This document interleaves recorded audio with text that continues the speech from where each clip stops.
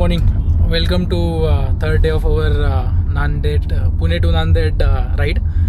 आज आपण नांदेडमध्येच फिरतो. काल आपण कंधारला गेलो होतो. कंधारमध्ये फोर्ट पाहिला आणि त्याच्यानंतर शिवाजी कॉलेजमध्ये गेलो. संध्याकाळीच विष्णुपुरीला जायचा प्लॅन होता, पण तो आम्ही पोस्टपोन केला कारण की खूप उशीर झाला होता आणि सनसेट जे बेसिकली सनसेटला पाहायचं होतं तोच प्लॅन फ्लॉप झाला. त्याच्यामुळं मग आजचा प्लॅन करतो आम्ही. आजच्या सनसेटच्या टाईमलाच जाण्याचा प्लॅन आहे. तर आज काल आपण दोघं जण होतो, विशाल आणि मी होतो. आज दुष्काळी मित्र आलेला आहे आम्हाला सोबत द्यायला. दुष्काळ भागात राहणारा आमचा दुष्काळी मित्र भूषण ढगे, जो तुम्ही पहिल्या एका व्हिडिओमध्ये त्याला थोडीशी झलक पाहिली असेल, आता थोडीशी जास्त. हाय म्हणतात.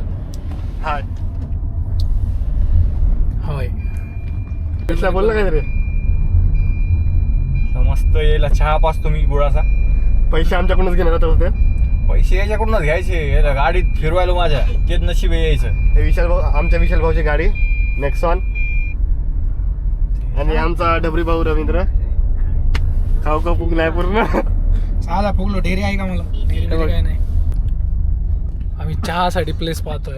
चहा पण भेटेन आम्हाला नांदेडमध्ये. नांदेडमधला प्रॉपरचा माणूस आहे आमच्यासोबत, पण काय माहित नाही, काय फायदा नाही त्याचा. ठीक आहे, त्याला पण तेवढंच नॉलेज जेवढं आता आम्हाला झालंय नांदेडचं. पाटील गुळाचा चहा. पाटील गुळाचा चहा मिळालेला आहे.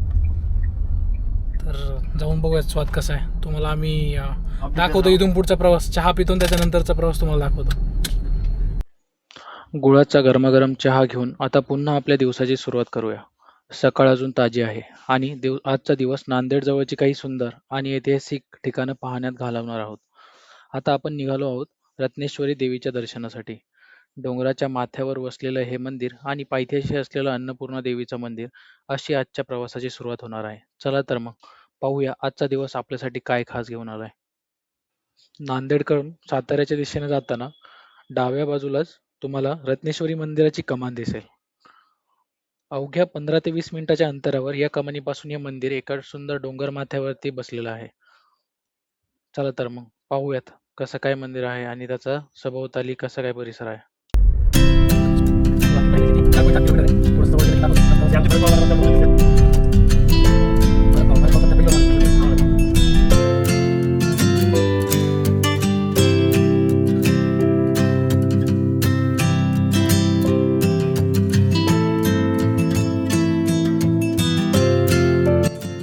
जवळ आलो आहे आपण आता.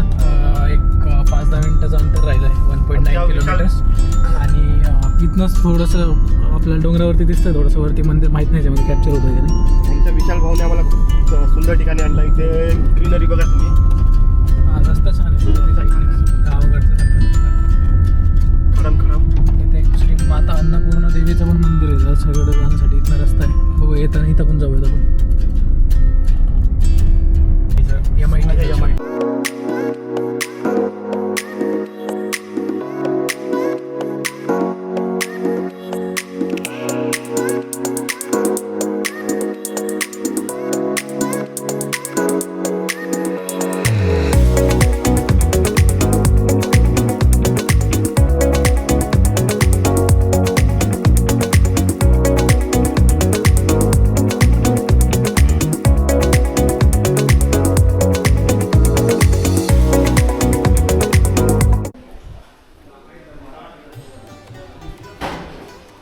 नांदेडमधलं रत्नेश्वरी.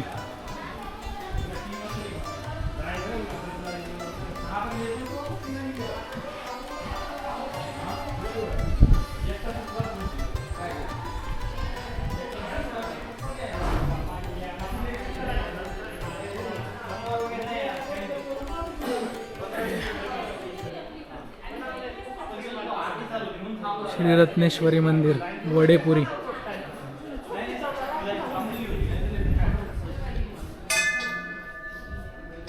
चांगलं जुनं मंदिर दिसतंय. शिलामध्ये काम दिसतंय. अच्छा, फोटो काढायला मनाई आहे. रत्नेश्वरी देवीचं दर्शन अतिशय शांत आणि प्रसन्न वातावरणात झालं. मंदिराच्या गाभाऱ्यात फोटो किंवा व्हिडिओ शूट करण्यास परवानगी नसल्यामुळे ते क्षण कॅमेऱ्यात कैद करता आले नाहीत. पण काही अनुभव असे असतात जे कॅमेऱ्यात नाही तर मनात जपायचे असतात. दर्शनानंतर खरंच मनाला एक वेगळी शांतता आणि समाधान मिळालं. चला देवीची प्रदक्षिणा करून पुढच्या प्रवासालाच निघूया.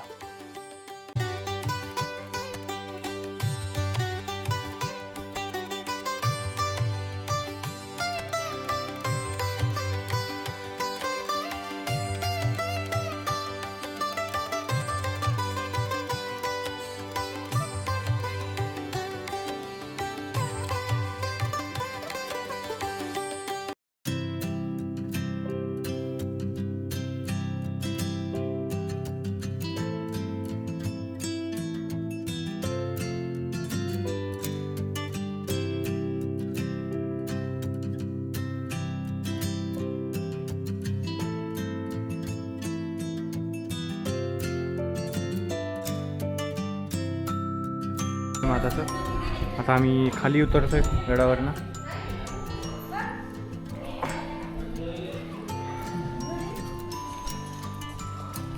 हा इकडे कुंड आहे.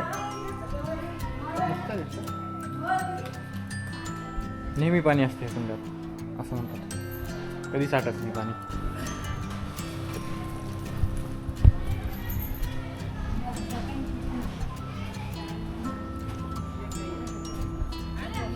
ही आपली गाडी लावलेली आहे पुढे.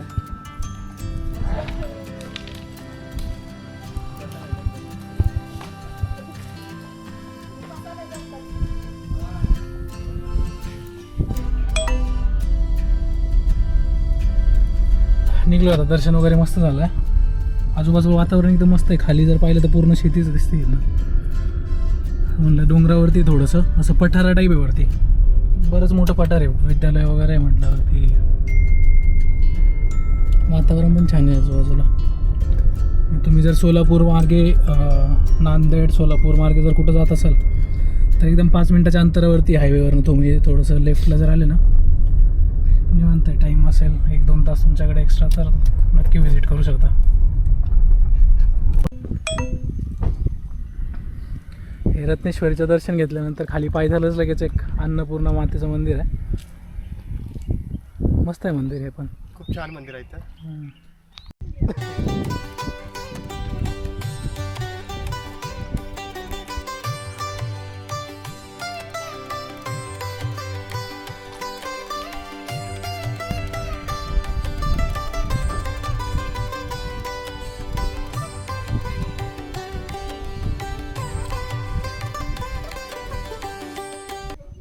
आता आपण अन्नपूर्णा माता मंदिरात आलो आहोत. इथलं वातावरण खूप शांत, प्रसन्न आणि मनाला समाधान देणारं आहे. मंदिर परिसरात फिरताना एक वेगळीच सकारात्मक ऊर्जा 2015 मध्ये जाणवते. बांधलंय. इथे एक अतिशय सुंदर गोष्ट पाहायला मिळाली. अन्न म्हणजे फक्त पोट भरण्याचं साधन नाही, तर ते एक पूर्ण संस्कार आहे. हे इथे सुंदर पद्धतीने सांगितलं आहे. अन्न कसं वाढावं, कसं ग्रहण करावं आणि जेवताना आपल्या सर्व इंद्रियांना आनंद होईल किंवा आनंद देईल अशा पद्धतीने भोजन कसं असावं याबद्दल खूप छान माहिती इथे दिली आहे. खरंच अशा ठिकाणी आल्यावर फक्त दर्शनच नाही तर जीवनात उपयोगी पडणाऱ्या अनेक गोष्टीही शिकायला मिळतात. चला तर मग आता या सुंदर मंदिराचा आणखीन थोडा अनुभव घेऊया. इंस्टाग्राम चॅनल आहे का? इंस्टाग्राम चॅनल आहे किंवा हम्म.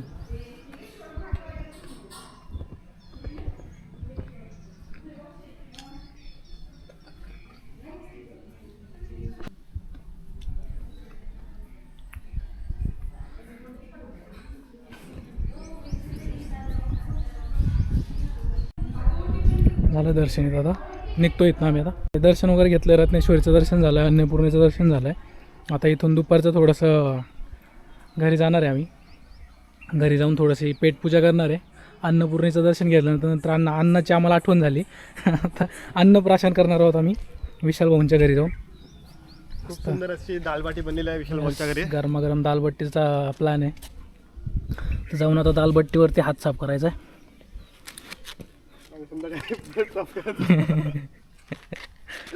चला तर मग भेटूयात परत. नेक्स्ट आपण परत थोडंसं जेवण वगैरे करून दुपारच्या प्रहारात परत आपण कुठेतरी जाऊयात. तर रवी भाऊ गुरुद्वारा वगैरे. असं काही थोडंसं नसतं तरी ते 10-15 दाल बाटा खातीलच. हां 10-15 म्हणजे बेसिक आहे आपलं. बघूयात. का आपण जेवताना मोजत नाही असं, येऊन द्या फक्त. प्लॅनमध्ये थोडासा चेंज झाला. रत्नेश्वरी मातेचं आणि अन्नपूर्णा मातेचं दर्शन घेतल्यानंतर प्लॅन तर खरं घरी जाण्याचा होता आणि दालबाटीवर ताव मारण्याचा होता. परंतु जेवण झाल्यावर परत येणं होणार नाही या दृष्टिकोनाने आम्ही लगेचच विष्णुपुरीकडे गाडी वळवली आणि काळेश्वराचं दर्शन घ्यायला आलो.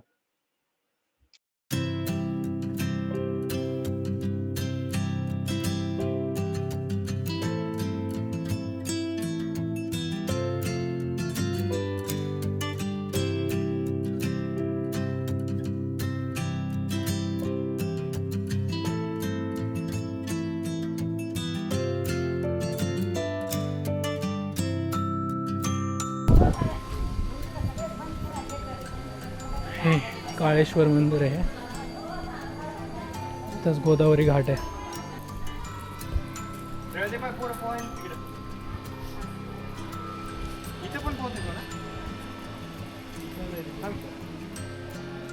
रवींद्र भाऊ सूर्याला जलार्पण करत होते आता. गोदावरी घाटावर सूर्यदेवांना अर्घ्य अर्पण करून आणि भगवान काळेश्वर महादेवांचं मनापासून दर्शन घेऊन मन अगदी प्रसन्न झालं आहे. आता या मंदिर परिसरात आणि गोदावरीच्या पवित्र तीरावर थोडं निवांत फिरूया. इथलं शांत वातावरण, नदीचा मंद प्रवाह आणि भक्तिमय परिसर मनाला एक वेगळीच ऊर्जा देऊन जातो. चला तर मग या सुंदर ठिकाणाचा प्रत्येक क्षण अनुभवूया आणि गोदावरीच्या या पवित्र किनाऱ्याचे सफर करूया.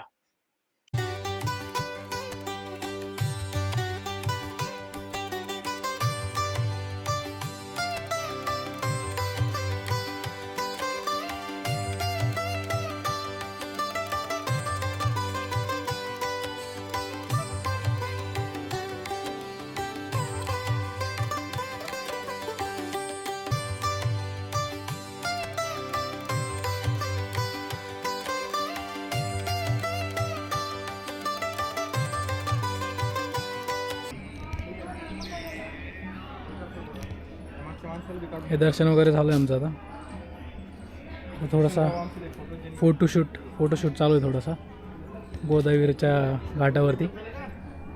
गोदावरीचा बरंच मोठा पात्र आहे इथं. गोदावरी पश्चिम घाटातून सुरू होती, जवळपास 1465 किलोमीटरचा स्ट्रेच आहे तिचा. असा काही परिसर आहे.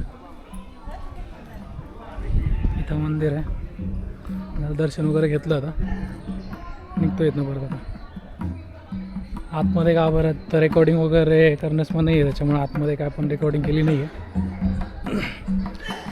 निघूया आता काळेश्वराचा निरोप घेऊया आणि इथं आता नांदेडला निघूयात. नांदेडच्या दिशेने नांदेडपासून हे मला वाटतं एक 10 किलोमीटरचं अंतर आहे नांदेडपासून.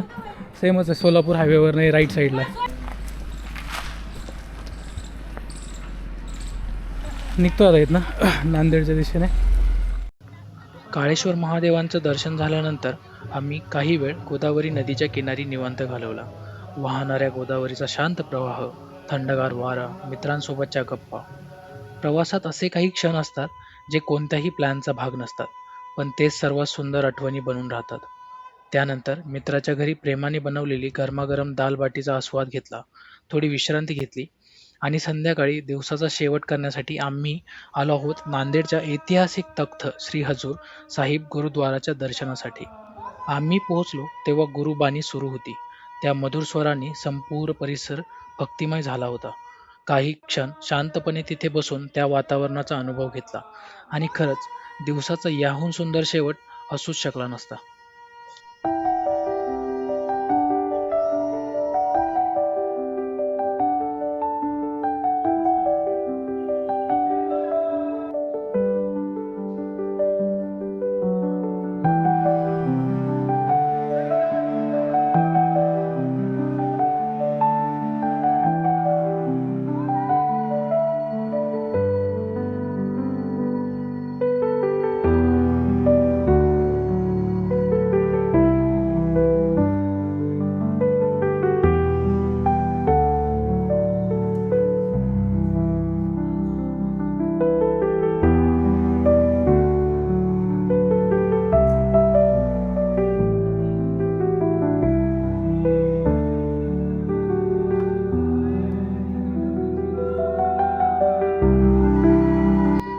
आजचा दिवस खरंच खूप खास होता. इतिहास, अध्यात्म आणि नांदेडची संस्कृती या तिन्हींचा सुंदर अनुभव आज मिळाला. काळेश्वर महादेवांचं दर्शन असो किंवा तख्त श्री हजूर साहिबांचं शांत आणि भक्तिमय वातावरण, प्रत्येक ठिकाणी मनाला एक वेगळीच ऊर्जा मिळाली. या सुंदर आठवणींसोबत आजचा ब्लॉग इथेच थांबवूयात. नांदेडने या 2 दिवसात खूप सुंदर आठवणी दिल्या. इतिहास, श्रद्धा आणि इथल्या माणसांचं प्रेम मनात कायमच घर करून गेलं. उद्या सकाळी पुन्हा एकदा प्रवास सुरू होईल, पण यावेळी नांदेडकडे नाही तर नांदेडला निरोप देत पुण्याच्या दिशेने. पुढच्या भागात भेटूया परतीच्या प्रवासात. तोपर्यंत काळजी घ्या आणि सुरक्षित प्रवास करा. नमस्कार.